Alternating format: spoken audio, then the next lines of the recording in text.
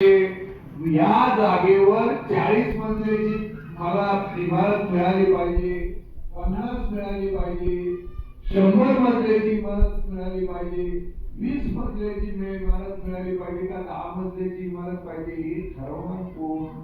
शेवटी घर माझं आहे, मी ठरवणार. तू कोण? तुला एक्स्ट्राची विक्री करून त्याच्यातून तुला कमवायचे अधिकार आहेत, ते तुला सरकारने दिले, ते तू देऊ शकशील. पण माझं घर कसं असावं हे तू काय ठरवणार? तू कोण? हा खरा प्रश्न आहे. प्रश्न गुलामगिरीचा. मुघलांची गुलामी 300 वर्ष केली, ब्रिटिशांची गुलामी 200 वर्ष केली. आता देश स्वतंत्र झाला ब्रिटिशांपासून, तर गुलामी कोणाची करायची?